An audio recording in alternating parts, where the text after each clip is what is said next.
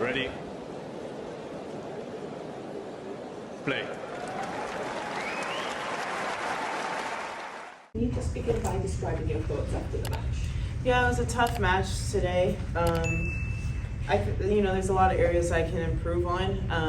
I always kind of start rough at this tournament, so I was hoping for a different start this year, but I just, happy to get through today. Congrats on the win, Coco. Thanks. Just talk about facing Sachia. Like, was she doing anything that surprised you at all, or that you had to problem solve particularly for tonight? No, she played how I thought she would. I think in a second I threw in a lot of doubles and in the third, and then a lot of unforced errors, and I think she was just trying to get every ball back because she knew I was missing. And in the first set, I think I played with more margin and played a little bit heavier, which I found in the third, and I think I was just missing a lot, so I just need to be more consistent.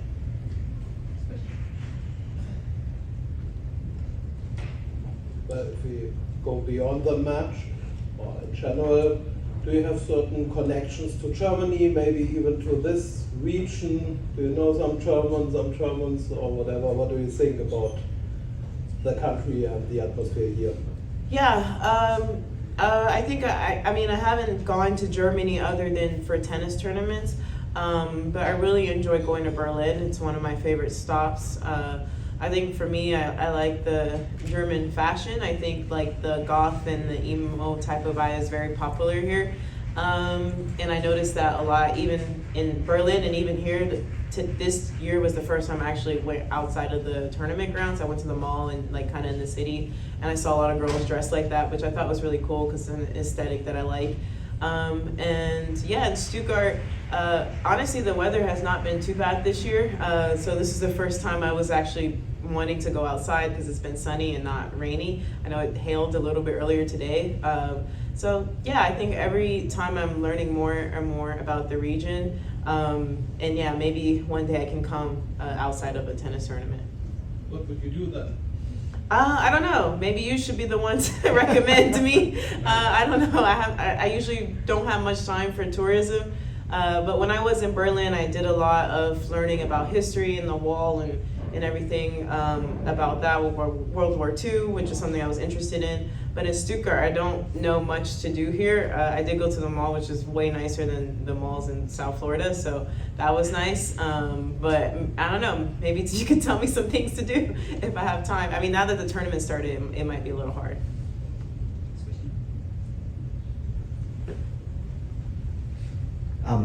Just one non-tennis question, and it's a yes or no. Did you get stopped in the mall? Did people want selfies or anything? I did it like once or twice. I don't think they know a lot of tennis players here in Stuttgart. And honestly, in Europe, I don't get stopped that much, and even in the U.S., it's really it's not that much as people think, which I'm grateful for. I've got one about the double faults as well that you touched on. This is something that, for me at least, I don't watch you every day, every week, but it is something that seems to come and go. I remember a couple of years ago, it was a theme. Do you know when this might be coming back? Do you sense it during a match or even during a week or a tournament? No, it's not something that I sense. Honestly, I was serving well all of the practice matches, and I think today, in the tight moments, I just lose a little bit of the technique that I've been working on. I did make an adjustment on my serve, so I think it's trying not to go back to old habits, and it's tough in the moments to really remember the things that I need to remember, but I think I'm just happy with how I competed through it, and I'm gonna go practice and work on it tomorrow, and hopefully be better for the next match. Hey Coco, congrats on the win. Can you tell us a little bit about your coaching situation with, I think Brad Gilbert's not here. Yeah. Are you talking on the phone after these matches? Is he coming to Madrid or Rome? How is it? Yeah, he's supposed to come to Madrid, and yeah, he's not here. I think when I started with him, he was never going to be coming to every tournament, just mainly the big ones, especially in the European part of the swing. I think most of the time we started in in the U.S. swing, so it was a lot easier for him to travel. And then even in Australia, he wasn't in Auckland. He came to Australia, so it's always was supposed to be like that. And then I added JC to the team, which I started with him when I was like 14, and we ended because he had visa issues, so it wasn't really neither of our choices. I thought we were working together well, and the timing worked out. So yeah, that's the situation for now. He's supposed to come to Madrid, and then yeah, that's how it is. And I'm really happy with it. I think I found the team that I really like right now, and hopefully it can last long term. So he didn't choose Zendaya over you? No, That's no. not why he's not here? No, he did not choose Zendaya over me. I think I kind of told him to take a step back, and especially with switching, starting with JC, I wanted him to just be able to, work on it on his own and me play a tournament by himself. And also, like, we're going to have 2 tournaments together, so we're going to spend a lot of time together. And if you know Brad, it's good to take a break sometimes. But on that topic, kind of, obviously the big Challengers Tour, I mean, not the tennis tour. But Yeah, the I know tour. where you're. Yeah, you know where I'm going with Yes. this. But just in terms of, does Brad tell you Zendaya stories? Does he, like, how much tea does he spill to you? And I mean, I think you saw her video about wanting to meet you. Yeah. When do you think that could ever happen? Yeah, so yeah, he does. I have some Zendaya stories, not any bad ones, just about her training for the movie. And yeah, he said that, she picked it up decently well. I mean, it's hard to replicate tennis, but one thing she did say, she is a hard worker, and she was trying as hard as she can to make it as perfect as she could, and that she's a super sweet girl. And yeah, that's how I actually got the flowers from her. He's the one who gave her my address.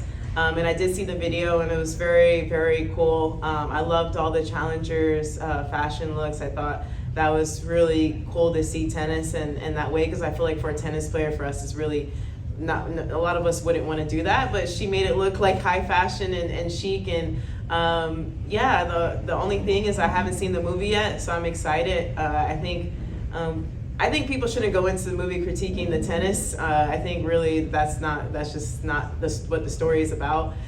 So he did tell me that, and I will say, he said the movie was a little out there for a 60-year-old man with the threesome and everything like that. So he did say that.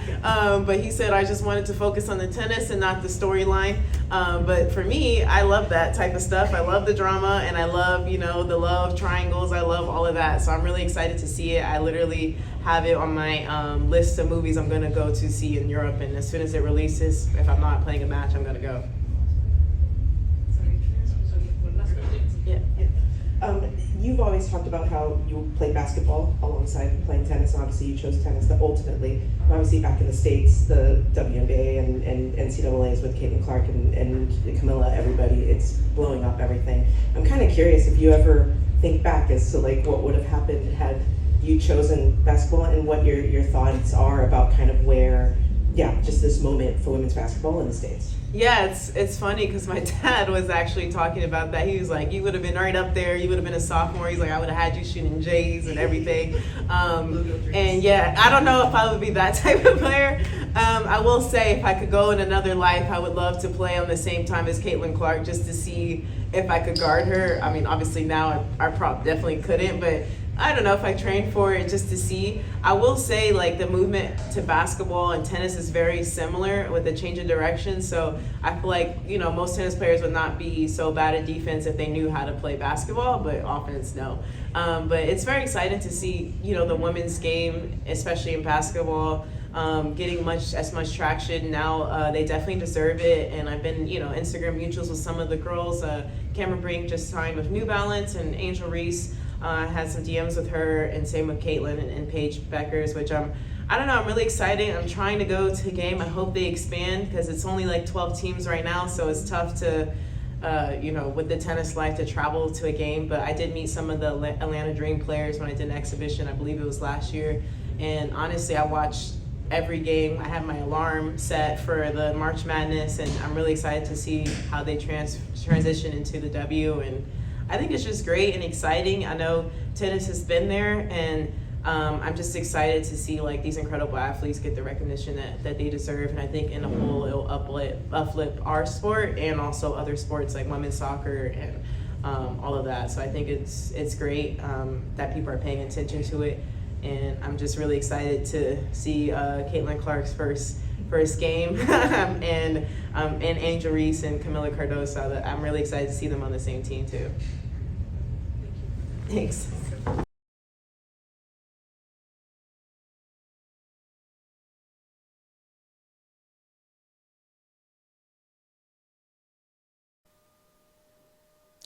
If you enjoyed this video, make sure you hit that like button.